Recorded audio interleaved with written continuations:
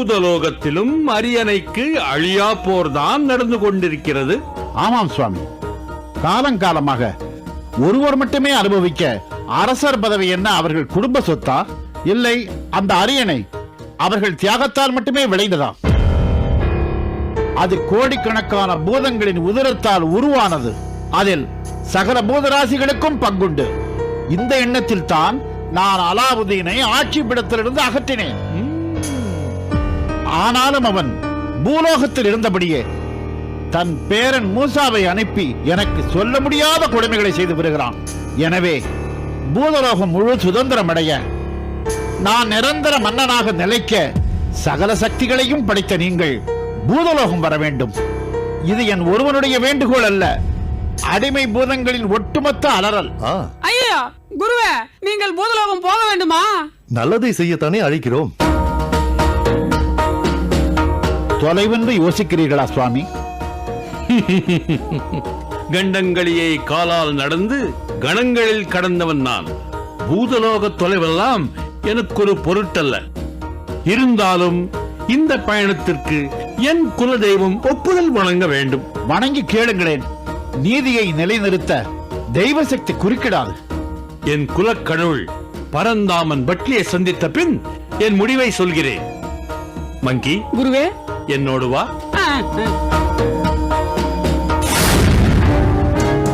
மன்னா, லீ நல்ல முடிவாகத்தான் சொல்வார், கவலைப்படாதீர்கள்.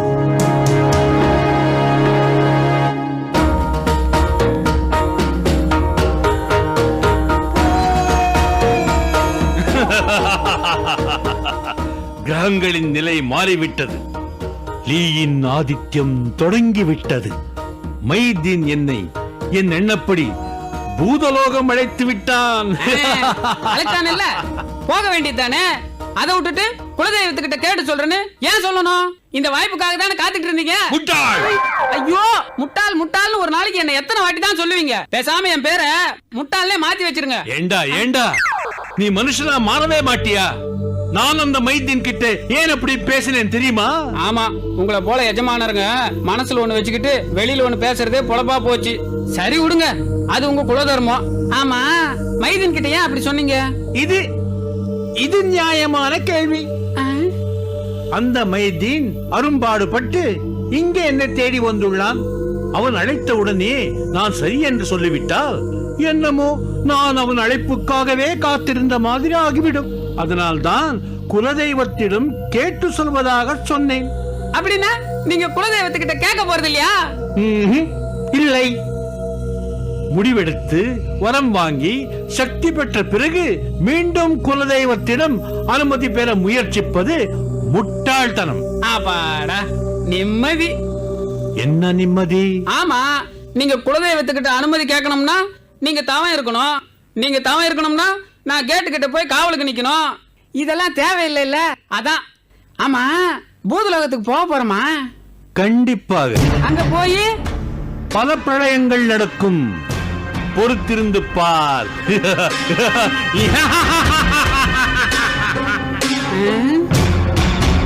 அப்பாடா, எப்படியோ இன்னொரு உலகத்தை பார்க்க போறோம். அது வரைக்கும் சந்தோஷம். நீ சரியான தலைவலிடா. நீ எப்படா வந்து இந்த கேஸ்ல மாட்டின? எல்லாம் உங்களாலதான் அங்கிள். என்னாலயா? எப்படி? உங்களால தானா? உங்க டிபார்ட்மெண்டால. அதுக்கும் எப்படி? நீங்க கொடுத்த அந்த 50,000 ரூபாய் விளம்பரத்தை பார்த்துட்டு உங்களுக்கு போன் பண்ணி கன்ஃபார்ம் பண்ணிக்கிட்டு அவனை கண்டுபிடிச்சு கொடுத்துட்டு அந்த 50,000 ரூபாய் நானே வாங்கிக்கலாறதுக்காக உங்களுக்கு போன் பண்ண பூத்துக்கு வந்தேன். ஓஹோ, அதுக்குள்ள அந்த சிவராம் அங்கேயே வந்து தொலைச்சிட்டான். அப்புறம் என்ன அப்புறம்? நான் கதையை சொல்லிட்டு இருக்கேன். சாரிப்பா. சரி விடுங்க விடுங்க, இதுக்கெல்லாம் போய் நீங்க மன்னிப்பு கேட்டுக்கலாமா? ஆமா, அந்த ரிவார்ட் பண்ண 50,000 அப்படிதானே இருக்கு? அப்படியே தான்ப்பா இருக்கு. யார் புடிச்சு கொடுக்கறாங்களோ அவங்களுக்கு தான் அந்த பணம். அப்படியா? ரொம்ப சந்தோஷம். சரி, கேஸ்ல தான் முன்னேற்றம் இருக்கா? எங்க ராஜா, ஆரம்பிச்ச இடத்துலயே தான் இருக்க. அப்படியா? Very bad. உன்னை விசாரிக்கிறதுக்கு நான் இங்க கூட்டிட்டு வந்தேனா, இல்ல நீ என்ன விசாரிக்கிறதுக்கு கூட்டிட்டு வந்தியா? இங்க நான் இன்ஸ்பெக்டரா இல்ல நீ இன்ஸ்பெக்டரா? இப்போ யார் இன்ஸ்பெக்டர்ன்றதா முக்கியம். உங்களுக்கும் சில விஷயங்கள் தெரியணும், எனக்கும் சில விஷயங்கள் தெரியணும். That's all. அரஞ்சனா சரி. அந்த சிவராமன் உன்னை தூக்கிட்டு போனானே, உன்னை என்ன பண்ணா, எப்படி விட்டா? அவனா விட்டானா இல்ல நீயா தப்பிச்சு வந்தியா? ஒரு சின்ன கரெக்ஷன்.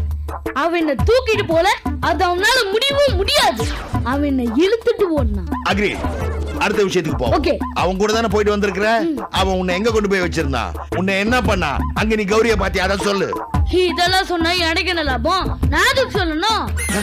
டேய் பாலு, வேண்டாம், நான் பொல்லாதவன்டா.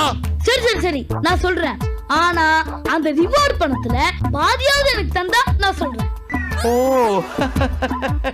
கான்ஸ்டபிள் சார், இவனை உள்ள கூப்பிட்டுட்டு போய் சர்வீஸ் பண்ணி கொண்டாங்க. அங்கிள், நான் என்ன 4 வீலரா இல்ல 2 வீலரா சர்வீஸ் பண்றதுக்கு? ஐ அம் a bargain, you know that? அந்த சர்வீஸ் வேற, இந்த சர்வீஸ் வேற. இந்த சர்வீஸ்ல ஒண்ணு இல்ல, உன் பாடியை தட்டி கரெக்ட் பண்ணுவாங்க. ஓ, சர்வீஸ்ல டபுள் மீனிங் வந்துச்சா? ஐயோ அங்கிள், என்ன ஒண்ணும் பண்ணிடாதீங்க. அங்கிள், நீங்க யாரு நான் யாரு? நம்ம ரெண்டு பேரும் ஒண்ணுக்குள்ள ஒண்ணு பழகிருக்கோம்ல. நான் சொல்லிடுறேன். உங்க கண்ணு முன்னாடி அந்த சிவராம் என்ன தூக்கிட்டு போனானா? Small correction. உன்னை தூக்கிக்கிட்டு போக முடியாது, இழுத்துக்கிட்டு தான் போக முடியும்னு நீயே சொல்லிருக்க. That's good, that's good. அத சொல்லு. என்ன இழுத்துட்டு ஓடுன அந்த சிவராம பாதி வழியிலே இறக்கி என்ன அடிச்சிட்டு வீட்டுக்கு அனுப்பிச்சிட்டாங்க. இது ஒரு விசாரணை. என் ப்ரீஷியஸ் டைம் நான் வேஸ்ட் பண்ணிட்டேன்டா. ஜீப்ல டிராப் பண்ண மாட்டீங்களா? டிராப்பா? கான்ஸ்டபிள், இவனை மேல இருந்து drop பண்ணுங்க. இல்ல அந்த சர்வீஸ்ல வேணா, நானே போயிடுறேன். உங்களுக்கு கூப்பிடல, நீங்க உட்காருங்க. பிக்கப் பண்ண போது கார்ல பிக்கப் பண்றாங்க, போகும்போது நடந்து போக சொல்றாங்க. டேய், என்னடா சொல்ற? ஒண்ணு இல்ல, பாய் பாய்னு சொன்னேன். ஜாக்கிரதை, காக்காக்கு தூக்கி போட்டுருவேன். நீ எதுக்கு நின்று இருக்க? உட்காரு.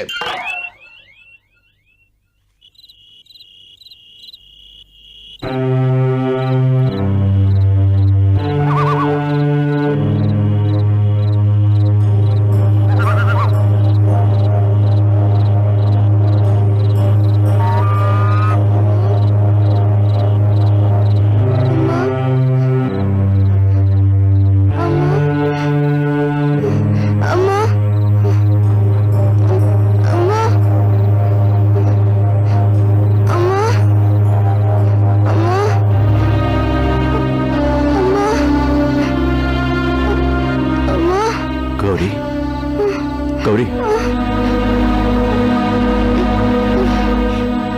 என்னம்மா அம்மா அம்மா நடத்திக்கிட்டு இருக்கே? அம்மா ஞாபகமா? சரி, நாளைக்கு நான் உன்னை வீட்டுல கொண்டு போய் விட்டுறேன். நிஜமாவா சொல்றீங்க? ஆமா. என்ன கொண்டு போய் விட்ட பின்னாடி போலீஸ் வந்தா எப்படி தப்பிப்பீங்க அங்கிள்? அதுக்காக நான் என் வேலை முடிகிற வரைக்கும் உன்னை என் கூடவே வச்சிருக்க முடியுமா? இப்பவே வீட்டு ஞாபகத்துல நீ வாடி வதங்கி போயிருக்க. இதுக்கு மேலே உன்னை கஷ்டப்படுத்த விரும்பல. என் குழந்தைய பிரிஞ்சு நான் எப்படி வேதனைப்படுறனோ அதே மாதிரி தானே உன் அம்மா அப்பாவும் வேதனைப்படுவாங்க. விடிஞ்ச உடனே நீ வீட்டுக்கு போலாம். Thanks uncle. நிம்மதியா தூங்கு.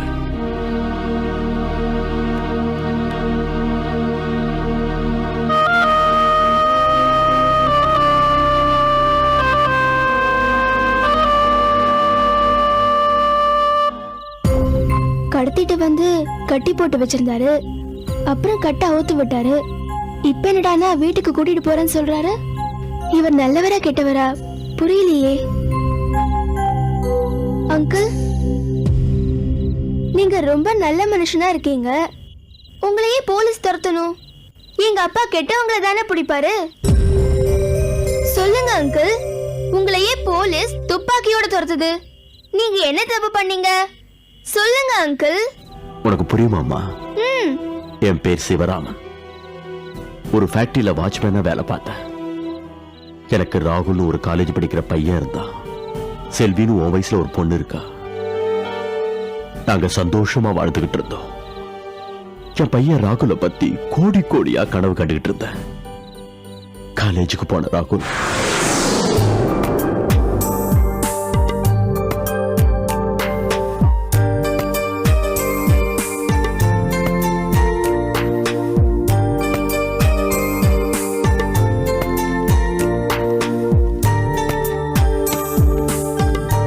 என்னங்க என்னங்க டைம் ஆயிடுச்சு, வெளியில என்ன பண்ணிட்டு இருக்காரு? என்ன என்னங்க இது? டிஃபன் ரெடி பண்ணி வச்சுட்டேன். வெளியில என்ன பண்ணிட்டு இருக்கீங்க? என்ன டிஃபன் ரெடியான போதுமா? 6 கிலோமீட்டர் மிதிக்கிறதுக்கு சைக்கிள் ரெடி ஆக வேண்டாம்? ஏ, சைக்கிளுக்கு என்னாச்சு? வாட்ச்மேன் உத்தியோகத்துல வர வருமானம் ஏதோ குடும்ப செலவு, வீட்டு வாடகை, பசங்க படிப்பு இதுக்கே சரியா போயிடுது. இத வர கடங்காரகிட்ட சொல்ல முடியும், சுமந்துட்டு போற சைக்கிள் கிட்ட சொல்ல முடியுமா? போன வாரமே சைக்கிள் ஓவர் ஆயிலுக்கு விடணும்னு நினைச்சேன். பாவம் ராகுலோட டியூஷன் ஃபீஸ் நின்னு போயிடுமே தான் விடல. வெறும் கிரீஸ வச்சே தேய்ச்சி தேய்ச்சி அந்த வண்டி தான் பாவம் எத்தனை நாளைக்கு ஏமாத்த முடியும்? வண்டியில சுத்தமா பால் ரசம் இல்ல தெரியுமா? ஏதோ ரேஷருக்கு கிரீஸ வச்சு தேய்ச்சி தேய்ச்சி அந்த வண்டியை பாவம் ஏமாத்திட்டு இருக்க.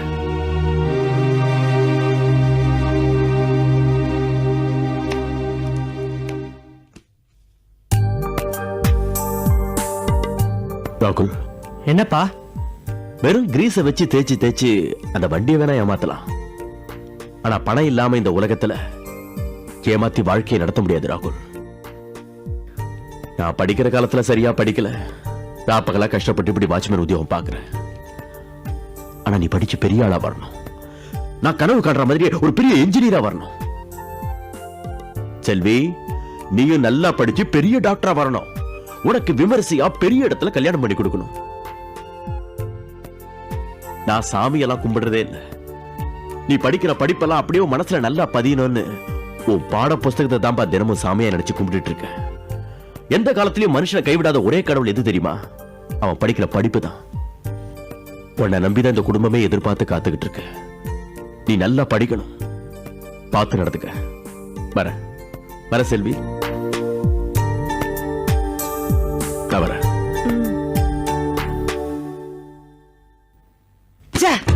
எனக்கு படிக்கிற மூடே போச்சு. என்னடா சொல்ற? அந்த மனுஷன் உன் நல்லதுக்கு தானே சொல்லிட்டு போறாரு. ஆமா, தினம் இதே விஷயத்தை கேட்டு கேட்டு என் தலைவலியா போச்சு. ஒரு விஷயத்தை ஒரு தடவை சொன்னா என்னால புரிஞ்சுக்க முடியும். சும்மா தினமும் சுப்ரபாதம் பாடிட்டே இருக்காரு. சரி விடுப்பா, திரும்ப திரும்ப சொல்லி அதுவும் மனசுல ஆழமா பதியணுங்கிறதா அவருடைய ஆசைடா. சரி விடு, வா சாப்பிடலாம். செல்வி, நீ வா வா.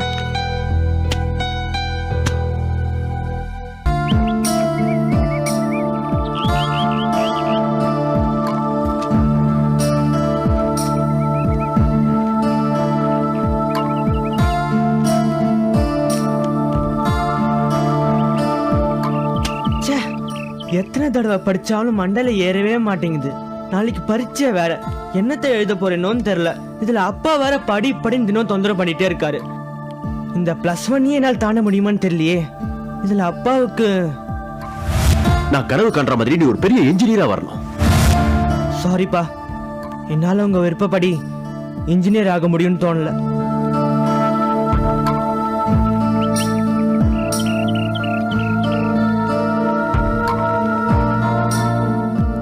கார்த்திக், இந்த ராகுலுக்கு என்னாச்சு? என்னமோ முழு சிகரெட்டும் மொத்தமா எழுத்த மாதிரி முன்னாடி யாரா பின்னாடி யாரான்னு தெரியாம அம்மான்னு போயிட்டே இருக்கான். அதானே கூப்பிட அவன. ராகுல், டே ராகுல்.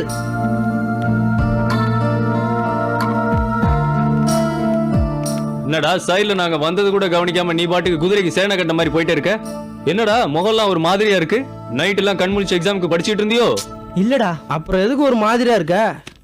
ஏதோ தெரியலடா, வர வர மனசுல எதுவும் படிச்சது நிக்கவே மாட்டேங்குது. எது படிச்சாலும் மனசு கிளீன் ஸ்லேட் ஆயிடுது. நாளைக்கு எக்ஸாம் வேற, எதை கேட்க போறாங்களோ எதை எழுத போறானோ ஒண்ணுமே தெரியலடா. ஒரே பயமா இருக்கு எனக்கு.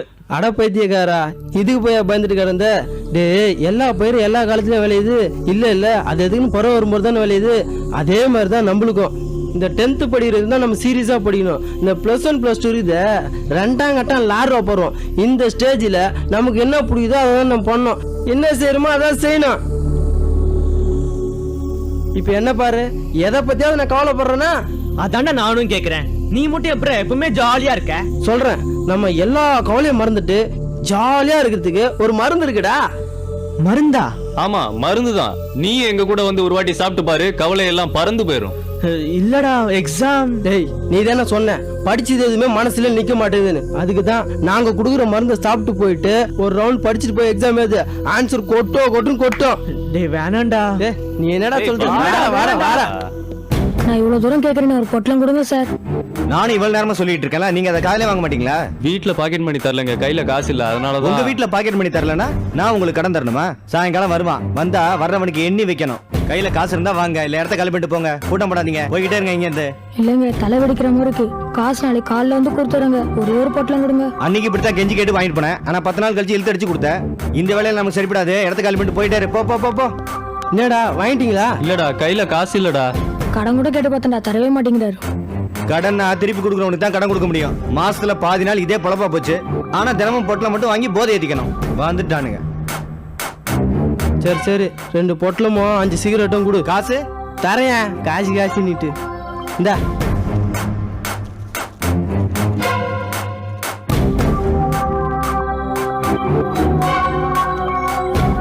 டேய் வாங்கடா வாங்கடா வாங்கடா.